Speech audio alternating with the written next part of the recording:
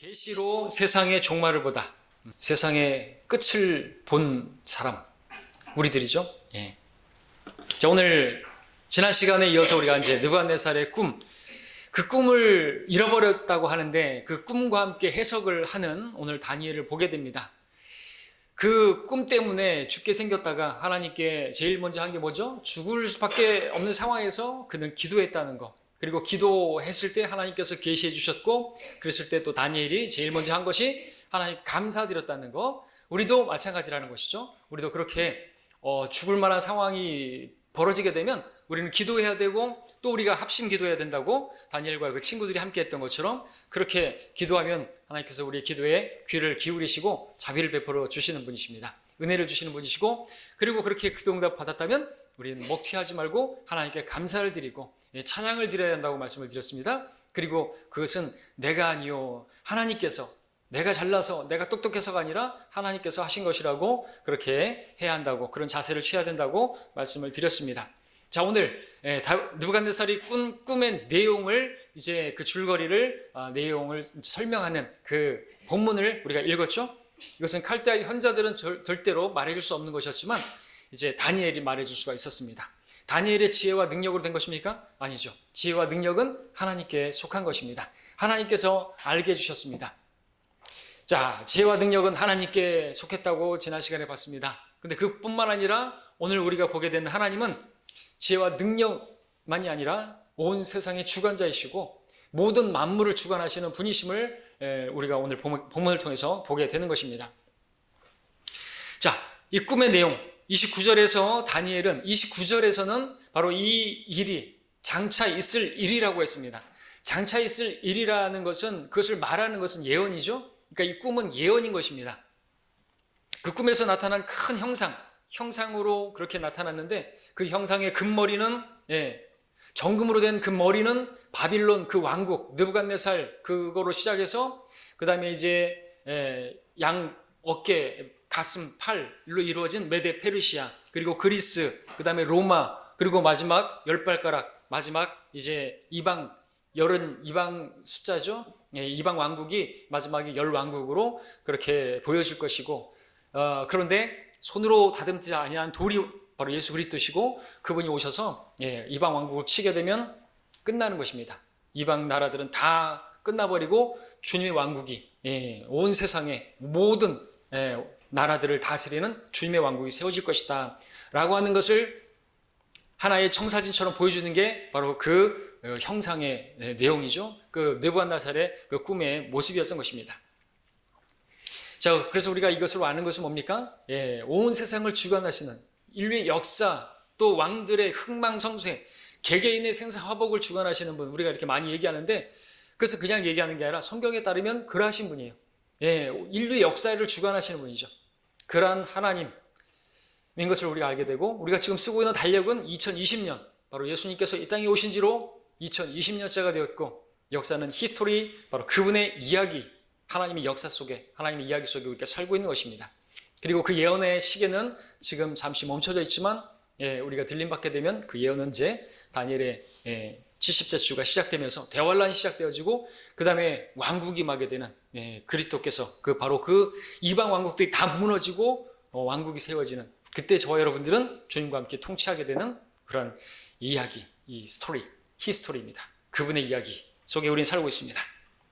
자, 그러면 우리 그 해석을 이제 하나씩 보도록 하겠습니다. 36절부터 38절까지를 먼저 읽어보면 이제 해석을 합니다. 이 꿈은 이러하오며 우리가 그 해석을 왕 앞에 설명하리이다. 오 왕이여, 왕은 왕 중에 왕이시라. 하늘의 하나님께서 왕께 왕국과 권세와 능력과 영광을 주셨나이다. 또 사람의 자손들과 들의 짐승들과 하늘의 새들이 살고 있는 모든 곳들을 하나님께서 왕의 손에 주셔서 왕으로 그들 모두를 다스리는 자가 되게 하셨나니 왕은 곧 이 금머리니이다. 정금으로 된 그 형상의 머리는 바빌론 왕국이요, 그 왕국의 왕인 바로 느부갓네살을 보여주고 있는 것이죠.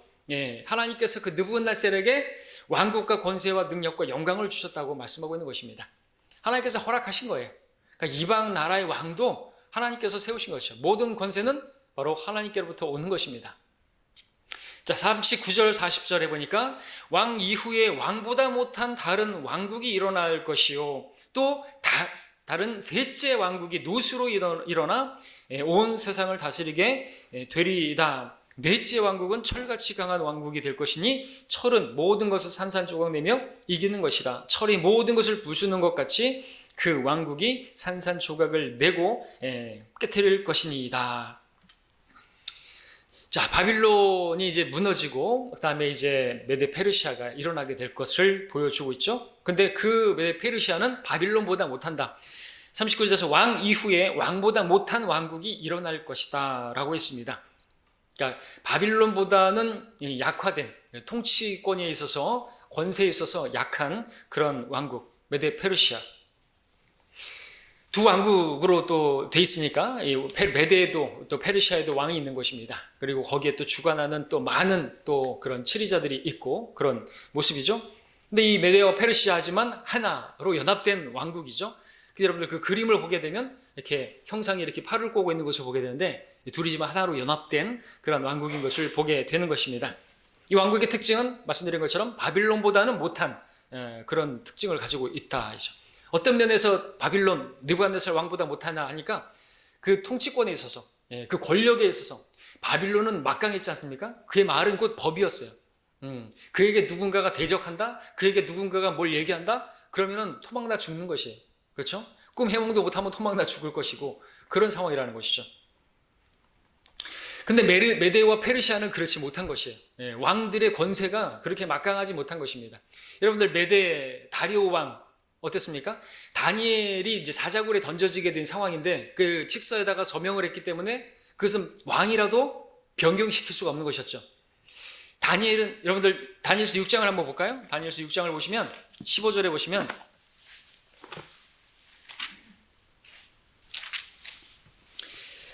다리오는 다니엘을 살려주고 싶었어요. 그러나 그 밑에 고관들이 지휘관들이 어떻게 했습니까? 왕이라도 그 칙령에 서명했다면 번복할 수가 없는 것이에요. 우리나라 대통령도 사면권을 발휘하면 얼마든지 사면할 수 있잖아요. 광복절 특사로다가 할 수 있잖아요. 근데 왕이면서 그거 못하는 것이에요. 번복이 안 되는 거죠. 그래서 15절에 보니까 그러므로 왕이 명령하니 그들이 사자를 15절에 참 그때 그 이 사람들이 왕 앞에 모여서 왕에게 말하기를 오 왕이여 메데인과 페르시아의 법을 아소서 왕께서 제정하신 칙령과 법규는 변경할 수 없나이다. 이렇게 말을 한 것이죠. 다니엘을 구해주고 싶어도 못 구해줬던 것이죠. 왕의 권세가 그 권력이 이렇게 약화된 것입니다. 그렇죠? 또 페르시아 여러분들 에스더에 보니까 페르시아의 아하수에로 왕 이제 잔치를 하고 127개의 그 다스리는 치리자들 와가지고 그때 자랑하고 싶어서 누구를 자랑하고 싶어서요? 왕비 와스티를 자랑하고 싶어가지고 어떻게 했어요? 오라고 하니까 왔어요? 안 왔어요. 무시당했어요. 왕이 이 정도밖에 안 되는 것이에요. 그래가지고 어떻게 해요? 이 왕비를 어떻게 할까? 7명의 그 고관들과 또 상의하죠. 그러니까 그들이 뭐라 그래요? 폐위시키십시오. 왜 폐위시키라는 거예요? 아니 지금 왕에게 왕비가 복종 안 한 거 보면 각 사람들의 그 가정의 아내들이 남편에게 복종 안 할 거 아니냐고. 그러면 무슨 망신이냐고. 뭘 보여주는 것이죠? 그만큼 왕이 통치권이 그 머리로서 그 권세가 이렇게 약한 것이에요. 느부갓네살이라서 어떻게 했어요? 토막나 죽죠. 그냥 끝나는 것이에요. 그런데 이렇게 됐다라는 것입니다. 그래서 이 말씀이 그런 것이죠. 왕 이후에 왕보다 못한 다른 왕국들이 일어나게 되는데 메데 페르시아가 그렇고 그리스도 그렇고 로마도 그렇다라는 것입니다. 자, 그 다음에 우리 이제 39절에 이제 셋째 왕국이 노시라고 했는데 이제 그리스가 일어나죠. 역사상 메데 페르시아를 무너뜨리고 알렉산더 대왕이 이제 그리스를 헬라 제국을 세우게 됩니다. 페르시아를 정복하고. 근데 은보다 못한 룻제국이었습니다. 그 통치권도 그랬겠지만 통치하는 그 기간도 8년으로 상당히 짧았고 여러분들 알렉산더 왕이 몇 세에 죽은 줄 아십니까? 33세에 죽었어요. 예수님께서 죽으신 때하고 똑같죠? 이게 이 알렉산더도 보면은 이제 적그리스도와 그 예표가 되는 인물이죠. 이게 또 적그리스도가 예수님을 흉내내는데 3년 반 동안 평화롭게 이렇게 다스릴 것이야. 어쩌면은 30살에 나타날 수 있어요. 나이가 30인데 적그리스도가, 그리고 3년 반 동안 그렇게 평화롭게 다스리다가 갑자기 유절할 수가 있어요. 그렇게 죽었다가 다시 살아나죠. 적그리스도 같은 경우에 예수님을 흉내내는 거예요. 예수님도 30세에 공생의 사역 시작하시고 3년 반 동안 사역하시고, 그렇죠? 그리고 십자가에 돌아가셨고 3일 만에 부활하셨습니다. 자, 알렉산더 그 이후로 이제 나라는 이제 네 나라로 이제 나눠졌죠. 마케도니아, 이제 그리고 그리스, 이제 이집트, 이제 그리고 또 어디입니까? 또 시리아, 이렇게 해서 네 왕국으로 나눠지게 되고 분열하는 것입니다. 자, 40절에 보면 넷째 왕국이 철같이 강한 왕국이 될 거라 그랬는데, 이 왕국, 철로 된 두 다리,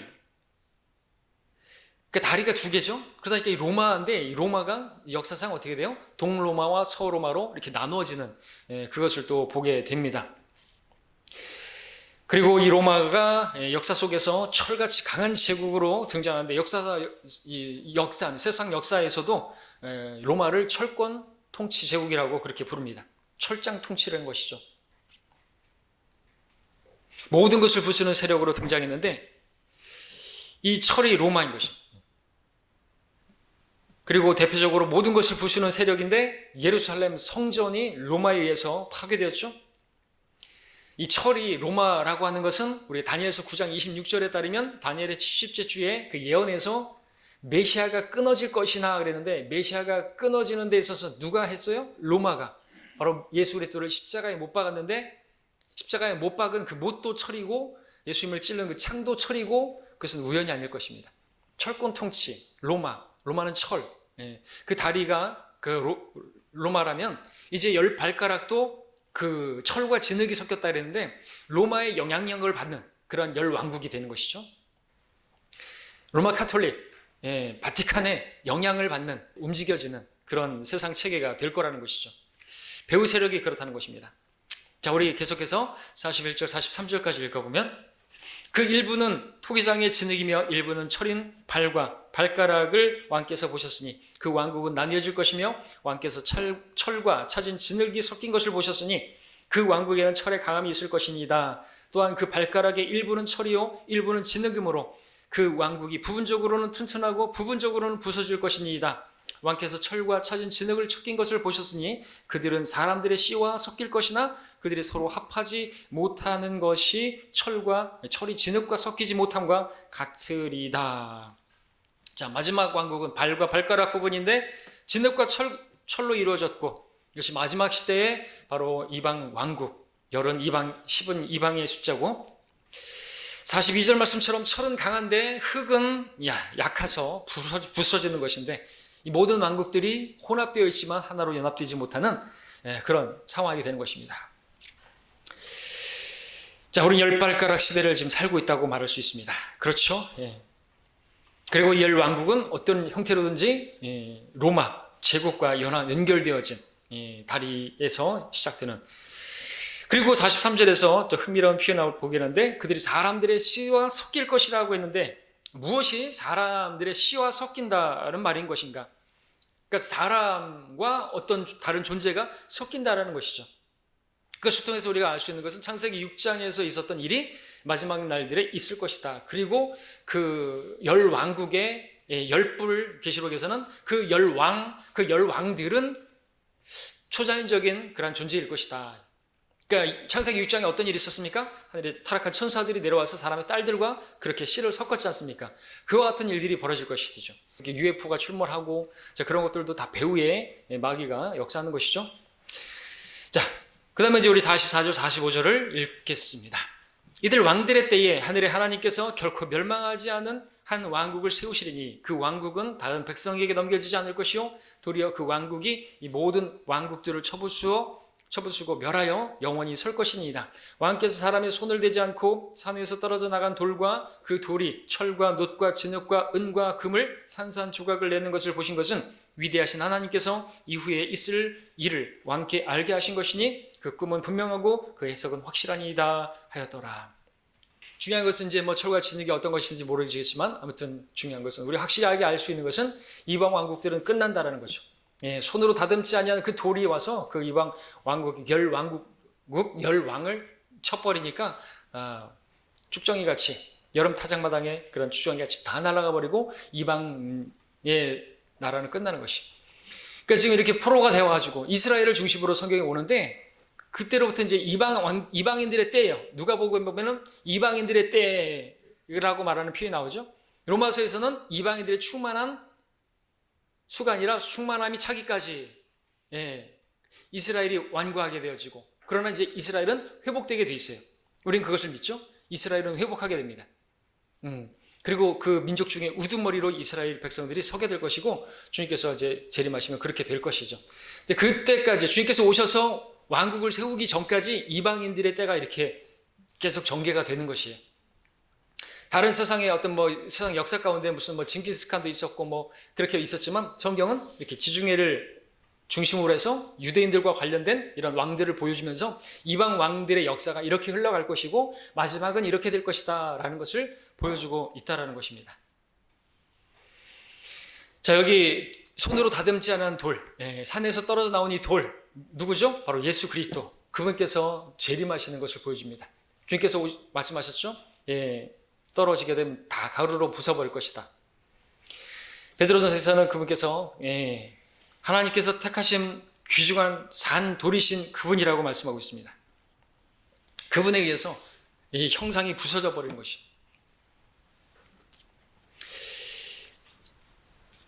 사탄의 머리가 부서지는 것입니다. 로마서 16장에서 말하고 있는 것처럼, 마치 다윗이 던져서 골리앗의 이마를 쳤던 그 물맷돌처럼, 재판관계에 어떤 여인이 던져가지고 아비멜렉의 두개골을 깨뜨렸던 그 맷돌처럼, 우리 주님께서 이 땅에 오셔서 사탄의 머리를 부수시면 인간의 모든 왕국들은 끝나버리고 영원히 멸망하지 않을 왕국, 천년왕국이 시작된다라는 것입니다. 그때가 되면 이제 부정부패 같고 공의와 정의와 화평이 넘치는 그런 세상이 세워지게 되는 것이죠. 이것이 성경이 말씀하고 있는 이 세상의 역사인 것이고, 우리는 이 세상의 역사를 지금 성경을 통해서 보고 있는 것입니다. 이 세상의 끝날이 어떻게 끝날지를 우리는 알고 있는 것이죠. 결말이 어떻게 되는지를 알고 있는 것이죠. 우리는 정말 복받은 사람들인 것입니다. 이 놀라운 계시를 본 사람들이라는 것이죠.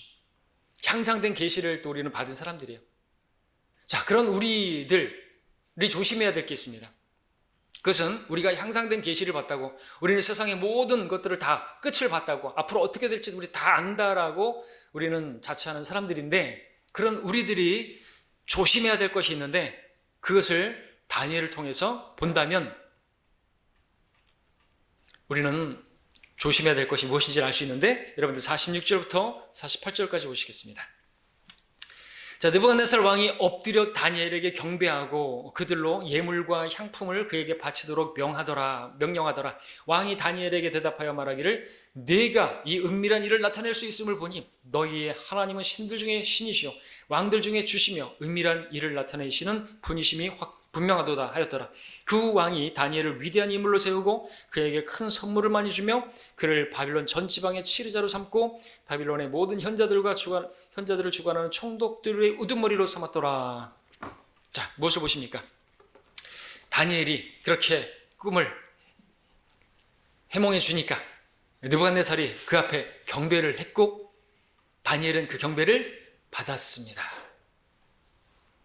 다니엘은 말렸어야 되는 것이죠. 나에게 경배하지 말라고, 나도 사람이라고, 하나님께 경배하시라고 그렇게 말을 했어야 하는 것이죠. 근데 우리가 계시록에 보니까 한 천사가 나에게 경배하지 말라고, 나도 당신과 같은 종이고 나도 선지자였었고, 그런데 사도 요한이 그 신비 앞에, 그 말씀 앞에 엎드려 경배하려고 하니까 나에게 경배하지라 말하고 그렇게 말을 하는데, 여코 목사님은 그 천사가 바로 다니엘일 가능성이 크다. 왜? 우리가 부활 때는 다 천사와 같이 되니까. 이제 다니엘이 부활을 했을 거라는 거죠. 그렇기 때문에 우리가 또 다니엘서 12장 4절에 보면 다니엘은 끝날까지 봉인하라고 하는 작은 책을 갖고 있었는데, 계시록 22장 10절에서는 그 책이 이제 봉인하지 말라고 하는 그런 말을 하게 되는 것을 보게 되죠. 그래서 구약의 다니엘은 구약의 계시록이고, 그래서 신약의 이 사도 요한은 요한 계시록을 기록했고, 이 책이 짝을 이루고 있습니다. 그리고 둘 다 주님께 큰 사랑을 받은 자죠. 다니엘은 다니엘서에서 주의 큰 사랑을 받은 자라고 기록되어 있고, 계시록의 저자인 사도 요한은 요한복음에서 주께서 사랑하시는 자라고 그렇게 특별히 사랑받는 인물이었습니다. 그러니까 그때 사도 요한이 경배를 하니까 경배하지 말라고 그렇게 말을 하는 것을 보게 되는데, 왜 그런가요? 이때 다 이 경배를 받아버린 것이죠. 느부갓네살의 경배를 받은 것이에요. 경배는 누가 받아야 되는 거예요? 하나님만 받는 것이죠. 하나님만이 경배를 받는 분이세요. 그래서 예수님께서 경배를 받으신 것이죠. 복음서에 보니까 사람들이 예수님께 경배하는 것이에요. 하나님이시기 때문에. 근데 개역성경에는 그 경배하다라는 단어를 다 절하다로 바꿨어요. 왜? 예수님을 신성을 부인하기 때문에. 예수님은 하나님 되심을 믿지 않기 때문에. 그래서 절하다로 다 바꿔버린 것이지만, 예수님은 경배를 받으신 것이고, 다니엘은 사람이기 때문에 경배를 받으면 안 되는 것입니다. 그래서 우리가 말씀드리는 것은 교훈을 얻어야 되는 것이죠. 우리가 향상된 계시를 발견했다. 그리고 내가 어떤 그런 하나님의 말씀을 알게 되었다. 여러분들 높아질 생각하지 마시라는 것이죠. 경배받을 생각하지 마시라는 거죠. 사람들로부터 여러분들이 대접받으려고 생각하면 안 된다는 것입니다. 겸손해져야 돼요. 그가 경배하려고 하면 엎드려가지고 나는 죄 종일 뿐입니다. 앞에서 잘했잖아요. 이것은 내가 똑똑해서 된 게 아니고 하나님께서 나에게 알려주실 뿐이고, 왕에게 말씀 전하라고 그렇게 난 도구일 뿐이라고 그렇게 말을 해야 되는 것이고, 우리도 하나님의 말씀을 특별히 전하는 목사 같은 경우에는 더더욱 겸손해야 되는 것이죠. 또 하나님의 말씀을 공부하고 신학을 공부하시고 뭔가를 알았으면요, 더 엎드려야 되는 것입니다. 거기에 시험이 오는 것이에요. 우리가 교훈을 배워야 되죠. 항상 승리 뒤에는 시험에 패배할 가능성이 높은 그런 시험이 올 수 있다는 거죠. 승리한 뒤에 시험 옵니다. 워털로전도 승리한 다음에 5분 동안에 그 방심에 무너졌죠. 전쟁에서 패했죠. 여러분, 엘리야도 850명, 아세라 선지자들, 바알 선지자들 다 무너뜨리고 어떻게 했어요? 바로 이세벨의 그 한마디에 겁먹고 부끄러운 모습을 보이지 않았습니까? 죽기를 구하는 자살 기도를 하지 않았습니까?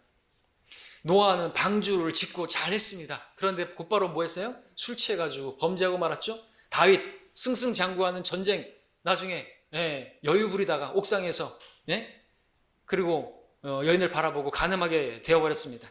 이처럼 승리한 뒤에 조심해야 되는 것이에요. 여러분들이 정말 놀라운 어떤 것들을 발견했다. 또 여러분들이 하나님의 향상된 계시를 봤다.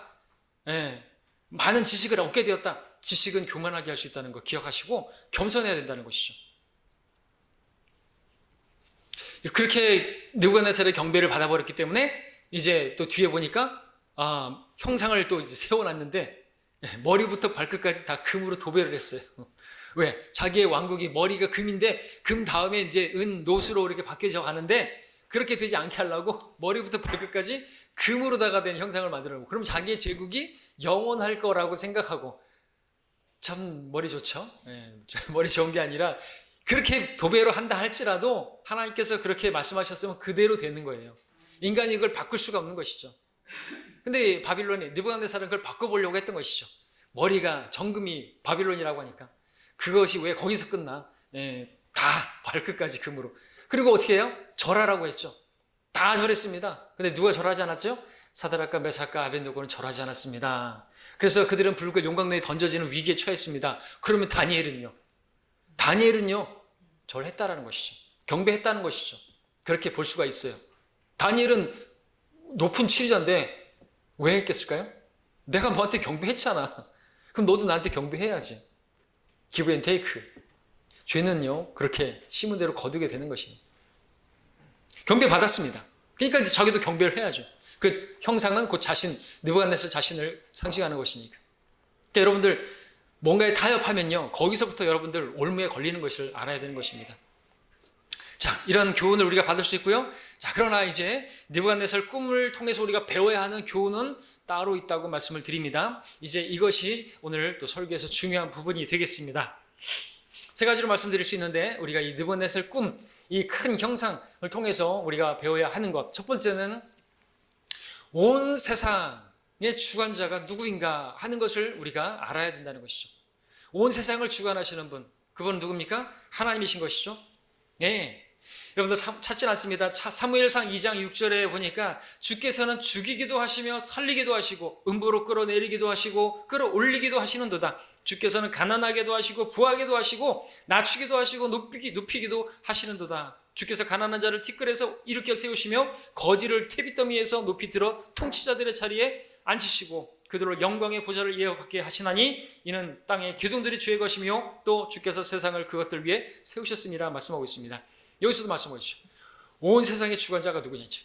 누구를 왕으로 세우고 누구를 폐위시키고 이런 것들은 다 누구의 손에 달린 것이에요? 하나님의 손에 달린 것입니다. 여러분 다니엘서 2장 20절도 볼까요?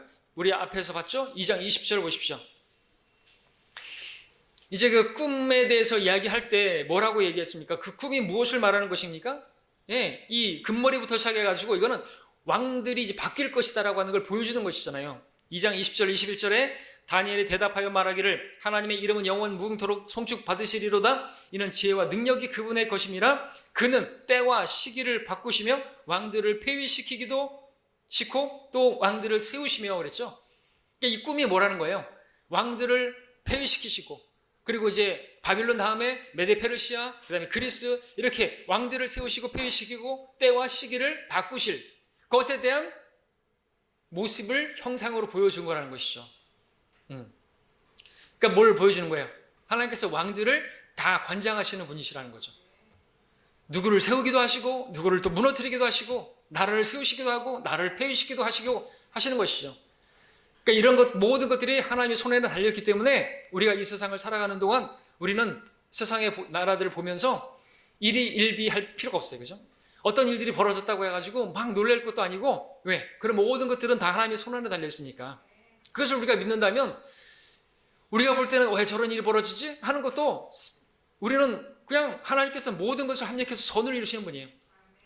어떤 왕이 세워졌다. 그 왕이 세워졌다. 우리는 그냥 인정하는 거예요. 모든 권세 하나님께서 주신 것이니까. 악한 네로도 하나님께서 세우셨다고 한다면 꼭 어떻게 하겠어요?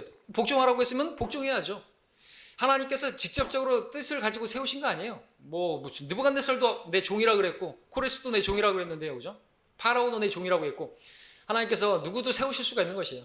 근데 그것은 허락하신 뜻이고 그 가운데서 어떤 일들이 벌어졌다. 그럼 우리 자신을 늘 돌아보면서 겸손하게 또 우리가 해야 할 일을 하고 그러면은 바뀌어질 수 있는 것이고 안 바뀌어진다 할지라도 우리는 불에 던져진다 할지라도 우리는 그렇게 하면 되는 거죠. 믿음으로 하면 되는 것입니다. 바뀌어지지 않아요, 이 세상은. 그죠? 우리가 바꿀 수 있는 것도 아니고 그 일을 위해서 우리가 존재하는 것도 아닌 것입니다. 하나님이 하시는 거예요. 우리가 그 큰 그림을 볼 수가 있어야 되는 거죠. 우리가 세상을 바꿀 수가 없습니다. 느부갓네살은 자기가 그걸 바꿔보려고 그렇게 머리부터 발끝까지 형상을 세워놨지만 바꿀 수 없는 것입니다. 우리는 바꿀 수가 없어요.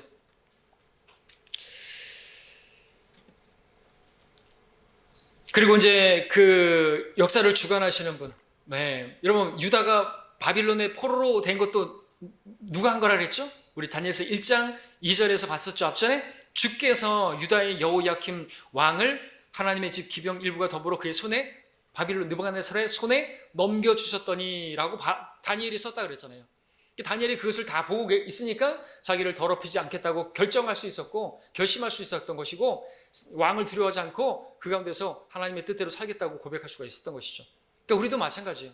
왕의 권세가 어떠하고 나라가 어떻게 돌아가고 그런다 할지라도 우리는 모든 것을 주관하시는 분이시고 유다가 패망을 하고 바빌론에게 넘겨진 그것도 하나님 뜻이라 그랬잖아요. 그러면 자기를 돌아보고 자기를 더럽히지 말아야죠. 자기 조상들이 그렇게 자기를 더럽혀가지고 우상하고 함께하고 이방인들과 함께하기 때문에 이렇게 포로가 됐잖아요. 그러니까 우리가 어떤 어려움이 있고 기독교가 탄압이 있다 그러면 자기를 돌아봐야죠. 한국 교회는 자기를 돌아봐야 된다는 거죠. 막 이렇게 할 게 아니라는 거죠. 그러면 하나님의 뜻을 거스르는 것이에요. 우리 성경대로 해야 되는 거예요. 성경대로. 그걸 배워야 되죠. 성경으로.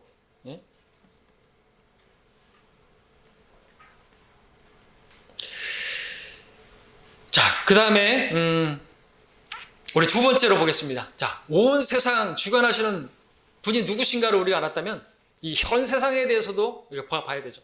이 현 세상은 어떤 세상인가 우리가 이 성경을 통해서 또 느부갓네살 꿈을 통해서 볼 수가 있어야 되는 것입니다. 여러분들 지금 이제 유다가 그렇게 멸망하고 이제 이방인들의 때가 시작되는 바빌론 때로부터 시작해서 이방의 왕국들이 그렇게 세워져 가는데 이방인의 때가 그렇게 되는데 그 이방 왕국들의 그 사용되어진 그 재료들이 뭐였죠? 처음에는 금, 그 다음에 은, 그 다음에 놋. 놋은 이제 동으로 말할 수 있죠? 아연과 섞인. 그리고 철, 그 다음에 진흙. 점점점 퇴화되어 가는 것이죠. 이 세상은 점점 진화되어 가는 게 아니라 퇴화가고 되고 있어요. 세상의 나라들은 점점점 그렇게 가고 있다는 것입니다. 이 물질들의 비중도 보게 되면 점점 가치가 떨어지는 것이죠. 하나님 보실 때 그렇다는 것이죠. 금의 비중은 19.3, 은은 10.4, 놋은 8.4, 철은 7.03, 진흙은 1.8. 같은 부피의 물에 비해서 그렇게 비중이 달아봤을 때 그렇게 가치가 덜 나가는 것이고 그렇습니다. 금, 은, 놋, 철, 진흙, 그 다음에 어떻게 돼요? 먼지와 같이 진흙이 산산이 흩어져 버리게 될 것이. 이게 이방 왕국들의 이방 나라들의 역사예요. 어떤 나라들이 뭐 잘난 척하고 그럴 거 없어요. 예. 뭐 좀 가졌다고 자기들이 슈퍼 강국이라고 해서 교만 떨 거 아니라는 거죠. 개인적으로 사람들이 돈을 좀 가졌다고 해가지고 뭐 교만 떨 게 아니라는 거죠. 하나님께서 가져가시면 그날 밤으로 끝날 수 있어요. 예. 누가복음 12장에 나오죠. 예. 어떤 부자가 교만 떨면서 여러 해를 먹고 마시고 즐기자 그랬지만 어리석은 자야. 내가 오늘 밤 내 혼을 앗아가리니 네가 장만한 것이 누구의 것이 되겠느냐 이거죠. 이사야 39장 시편 39편에서는 뭔 말이 있습니까? 보소서 주께서 내 날들을 손 너비만큼 주셨으므로 내 연수가 주 앞에서는 없는 것 같사오니 진실로 가장 좋은 상태에 있는 모든 사람도 다 헛될 뿐이니이다. 셀라. 진실로 사람마다 헛된 그림자같이 걸어다니며 진실로 그들이 헛되이 분주하니 재물을 쌓으나 누가 그것을 가질지 알지 못하나이다. 하나님께서 주시는 것이에요. 이걸 깨닫지 못하면 멸망하는 짐승과 같이 될 것이고 그래서 느부갓네살도 그런 짐승과 같이 돼가지고 나가서 7년을 고생하지 않았습니까? 주께서 그것을 주신 것인데 우리가 이걸 알아야 된다는 거죠. 그래서 온 세상을 주관하시는 분은 하나님이시고 이 현 세상도 어떻게 될 것인가를 우리가 아는 사람들이라는 것을 우리가 안다면 이걸 보게 되었다면 우리가 이 세상을 바라보는 이 현 세상을 바라보는 눈이 떠져야 되는 것이죠. 이 세상, 이 현 세상, 성경에 따르면 악한 현 세상이라고 말하고 있습니다. 이 제도가 악하고 정치가 악해요. 그럼 악한 거를 갖다가 뭐 악하다고 얘기할 게 뭐 있어요? 우리가 해야 할 일을 하면 되는 거예요. 그렇죠? 우리가 뭐 목소리를 낸다고 해서 바뀌는 거 아닙니다. 그래서 이 세상을 우리가 잘대로 바라본다면 이 세상은 끝나게 돼 있어요. 곧 끝날 것입니다. 우리 세상을 바꾸려고 하는 사람들이 아니에요. 이 세상을 이용하는 자들이에요, 우리는. 이용할 뿐이에요. 다 이용하지 못할 것처럼 하라. 이는 이 세상의 형체가 사라져갑니다. 예언대로 먼지가 되어 날아가 버릴 것이 끝나버릴 것이 사라져갈 것이다. 이방 왕국들의 자기들의 이제 뭐 어떤 부를 상징하고 뭐를 상징하기 위해서 랜드마크를 세우죠. 그죠? 두바이 타워, 롯데 타워. 여러분들 그런 거 보면서 와 사람들은 교만 떠는 거지만 이 현대판 바빌탑이잖아요. 우리 그거 보면서 콧방귀 낄 수가 있는 것이죠. 예, 열심히 세워라. 다 무너질 것이다. 주님께서 오시면 그죠? 예, 돌 위에 돌 하나 남지 않고 성전이 무너지는 것처럼 다 무너질 것이에요. 먼지가 되어 흩어져 버릴 것입니다. 그래서 우리는 이 세상에 대해서 미련을 둘 게 아니라는 거죠. 그래서 세상에 있는 것들도 사랑하지 말라고 말씀하셨습니다. 왜요? 세상에 있는 것들도 다 사라질 것이라고 말씀하고 있지 않습니까? 그러나 하나님의 뜻을 행하는 자는 영원히 거한다고 말씀하고 있잖아요. 우리가 하나님의 뜻을 행한 것은 영원히 남을 것이에요. 그러나 이 세상의 것들은 다 사라져 볼 것이라고 말하고 있습니다. 세상은 점점 퇴화되어 갈 것이에요. 가치가 없어져 갈 것입니다. 성적으로, 도덕적으로, 영적으로 점점점 타락해 갈 것입니다. 경건치 않은 그런 세상으로 갈 것이에요. 우리 정신을 차리고 있어야 됩니다. 동성연애자가 많아질 것입니다. 더욱더 타락할 것입니다. 거기에 우리가 일치되거나 거기에 어떤 기웃거리거나 하면 안 되는 것이에요. 이 지구호는 불이 타서 이제 침몰하고 있는 배와 같은 것입니다. 아직 불타고 있는 것을 여러분 보지 못하시지만 여러분 베드로후서에 따르면 불타 없어져 버릴 것이라고 말하고 있습니다. 근데 지금 아직까지 불타지 않았지 않았느냐? 그러니까 이 세상에 대해서 우리도 뭘 이렇게 애착을 가지고 미련을 가지고 또 뭐 좀 그래도 되지 않겠느냐라고 생각할지 모르겠지만 주의하셔야 되는 것이죠. 롯이 그 가족 아내와 그 딸들과 함께 그 소돔성을 나올 때요. 생각해 보십시오. 나올 때 주의 천사가 뭐라 그랬죠? 뒤돌아보지 말라 그랬어요. 뒤돌아보는 걸 뭘 의미하죠? 미련해서? 미련을 갖는 거죠. 미련해서, 맞아. 미련도 맞고 이것도 맞아. 왜 이걸 쳐다봐요? 미련이 있으니까 쳐다보는 거죠. 근데 우리가 생각할 때 딱 이렇게 불타는 그 소돔을 바라보면서 와, 그 불꽃놀이를 보려고 쳐다보는 거라고 생각할 수가 있는데 절대로 그렇지 않습니다. 왜냐하면 그 천사가 말했죠. 너희들이 소알성으로 들어가기 전까지는 나는 아무것도 할 수 없다 그랬어요. 그러니까 그 불꽃놀이를 보려고 쳐다본 게 아니라는 것이죠. 떠나온 그 소돔을 미련을 가지고 애착을 가지고 그 사랑하는 마음을 가지고 돌아본 것이에요. 돌아보면 안 되는 거죠. 그게 주님 명령이었고 히브리서 보니까 믿음의 사람들은 자기가 떠나온 그 고향을 돌아봤다면 되돌아갈 기회를 얻게 될 거라고 그랬잖아요. 돌아보면 안 되는 거예요. 우리도 이 떠나온 세상에 대해서 돌아볼 게 아니라는 것이죠. 그러면은 무가치한 것이에요. 다 불타 없어져 버릴 것인데 그걸 뭘 쳐다봐요. 그래서 소금 기둥이 돼버린 거예요. 우리도 마찬가지라는 것이죠.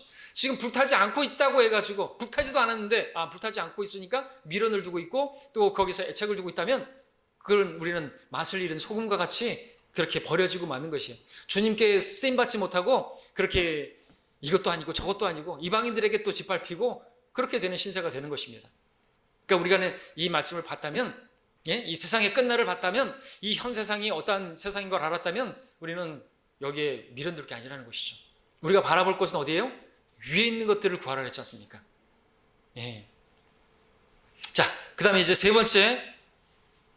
자, 온 세상을 주관하시는 분이 누구신지를 우리가 봤고, 또 이 현 세상에 대해서 우리가 어떻게 될 것인지도 봤다면, 이제 오는 세상에 대해서 이제 말씀을 드립니다. 오는 세상에 대해서. 자, 오는 세상이 있어요. 주님께서 가져오실 왕국이 있단 말이죠. 계시록 19장에서 그분께서 만왕의 왕이시고 만주의 주라고 이름하신 그분께서 오시면 오는 세상이 펼쳐지게 되는 것입니다. 주께서 오시면 이 세상 나라들은 끝나게 됩니다. 돌이 날아와서 형상을 발쳤는데 그 거대한 형상이 무너져 내렸던 것처럼 주님께서 오시면 이 세상 나라들은 완전히 끝나게 되는 것이에요. 주님께서 다시 쓰는 왕국이 세워지는 것입니다. 1000년 동안 통치하는 그 왕국 세워질 것입니다. 그때 사탄은 끝없이 깊은 구렁에 던져지게 될 것이고 힘못 쓰게 될 것입니다. 전쟁은 사라지게 될 것이고 전쟁하던 무기들은 다 농기구로 바뀔 것입니다. 그때 주님께서 여러분들에게 주님을 섬겼던 여러분들에게 면류관을 씌워주시고 그렇게 주님을 섬겼던 여러분들은 왕처럼 통치하게 될 것입니다. 1000년 통치를 하게 될 것입니다. 문화의 비유에서 말씀하셨던 것처럼 여러분들은 10성읍을 또 5성읍을 또 1성읍을 여러분들 받아서 그렇게 다스리게 되실 것입니다. 왕처럼 통치하는데 1000년 통치라고 해서 1000년만 통치하는 거 맞는 건 아닌 것입니다. 우리는 영원히 통치하게 되는 것이죠. 왜? 주님의 왕국이 영원한 왕국이기 때문에 그렇습니다. 계시록 21장 24절에서 그리하여 구원받은 자들의 민족들이 그 도성의 빛 가운데 걷겠으며 땅의 왕들이 그들의 영광과 존귀를 그것으로 가져오리라. 영원히 시작되는 거예요. 천년왕국이 끝나고 이제 영원으로 들어가는데 구원받은 민족들도 있겠고 그렇지만 우리 땅의 왕, 우리가 왕처럼 통치하던 우리들이 그 영광과 존귀를 가지고 그 왕국으로 또 들어가는 것이 우리는 영원히 통치하게 되는 것이죠. 계시록 22장 5절에서 거기는 밤이 없겠고 그들에게는 촛불도 햇빛도 필요하지 아니하리니 이는 주 하나님께서 그들을 비추시기 때문이라 그들이 영원 무궁토록 통치하리라 기록하고 있습니다. 1000년으로 끝나는 게 아니라는 거죠. 우리는 여러분들 계산을 잘 하셔야 돼요. 이 땅에서 7, 80년 사는 그 삶은 이 생은 영생을 위한 준비예요. 우린 영원히 사는 사람들인데 영생을 가졌는데 영생의 가치가 그 질의 문제라는 것이죠. 이방 나라는 금부터 시작해서 진흙으로서 먼지가 돼서 사라질 것이고요. 우리는요 이 땅에서 진흙과 같은 우리들이 앞전에 설교했던 것처럼 진흙과 같은 우리들이 흙그릇과 같은 우리들이 금그릇처럼 그렇게 주님 앞에 서게 된다는 거죠. 왕처럼 금면류관을 쓰고 머리에 면류관을 쓰고 통치하게 된다는 것입니다. 이 생은 영생을 위한 준비인 거예요. 얼마나 이제 우리가 준비할 기간이 얼마 안 남았잖아요. 감사한 것입니다. 근데 더 어렵게 갈 것이요. 근데 그만큼 가치는 있어요. 우리가 참고 견딜 가치가 있는 것이죠. 왜? 그렇게 참으면 우리가 다스릴 것이라고 말하고 있지 않습니까? 영광스럽게 다스릴 것이에요. 여러분들 그러니까 부인하지 마십시오. 주님 섬기는 데서 돌아서지 마십시오. 예? 예배 드리는 것을 쉽게 포기하지 마십시오. 예, 주님께서 다 예언해 놓으셨지 않습니까? 그날이 가까울수록, 주님 오신 날이 가까울수록 우리 모이는 일조차도 쉽게 1.5단계네? 그러면 2단계네? 어떻게 할 거예요? 그런 거 믿음 있는 척하다가 모르다가 뭐가 이렇게 하면은 말도 참 잘 들어요. 믿음은 언제 찾아보죠? 총칼 들고 있는 것도 그러면은 공산군이 쳐들어오면은 그때는 믿음으로 막 할 거예요? 우리 예배를 쉽게 저버리지 말아야 됩니다. 여러분들도 마찬가지입니다. 우리 밖에 가서 하면 되죠. 어디 가가지고 교회 장소를 한다면 밖에 나가서 하면 되죠. 그죠? 자, 성경은 어떻게 마지막으로 끝나고 있습니까? 예, 내가 속히 오리라 말씀하셨습니다. 그리고 우리는 그분 맞을 준비를 해야 되고, 우리의 답은 아멘 그러합니다. 속히 오시옵소서, 주여 오시옵소서, 이렇게 화답을 해야 되는 것이에요. 말로만 화답하고 마는 것이 아니라 우리는 주님 맞을 준비를 해야 된다는 것이죠. 예, 면류관 쓰실 준비가 됐습니까? 주님께서 여러분 머리에 금면류관 쓰여 주실 것 같습니까? 예, 그것을 소망해야 되는 거예요. 여기서 더 얻겠다고, 더 벌겠다고, 그 다 필요한 대로 우리는 이용만 하는 거예요. 돈이 있으니까, 돈이 있어야지 여러분들 차 기름도 넣고 그래야지 교회도 오죠. 예배 드릴 수 있죠. 하나님께 드릴 수 있죠. 그것이 우선이 되는 거예요. 바뀌면 안 되는 것입니다. 여러분 더 누리고 그러려고 하나님께서 여러분들에게 뭘 주셔야 되는 거 아닌 것이에요. 바뀌면 안 되는 것입니다. 자, 이제 마지막 말씀을 드리고 마치겠습니다. 자, 여러분, 세상이 사라져갑니다. 그동안 달콤한 말로 여러분을 속이고 미혹하던 이 세상이 사라져갑니다. 그렇게 화려하게 보이던 세상은 끝나갑니다. 마치 거대한 나무처럼 위용을 뽐내던 이 세상은 뿌리를 드러내고 있습니다. 세상은 심판의 도끼질 앞에 한 방에 맥없이 무너져 버릴 것입니다. 우리는 하나님의 말씀을 통해서 세상의 모든 역사를 본 사람들입니다. 느부갓네살의 그 왕국도 사라졌습니다. 메데 페르시아 왕국도 사라졌습니다. 그리스 왕국도 끝났습니다. 로마도 끝났습니다. 예, 지금 있는 나라들도 끝날 것입니다. 우리는 그것을 본 사람들입니다.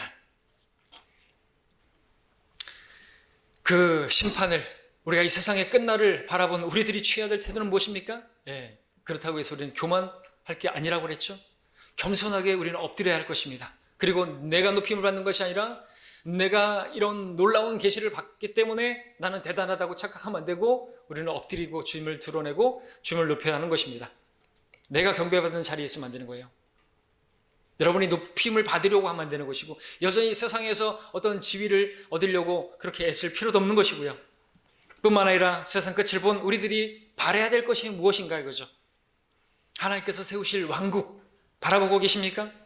그 왕국이 진짜 왕국이고 흔들리지 않을 왕국이고, 그 왕국은 끝나지 않을 왕국입니다. 흔들리지 않는 왕국이라고 말하고 있습니다.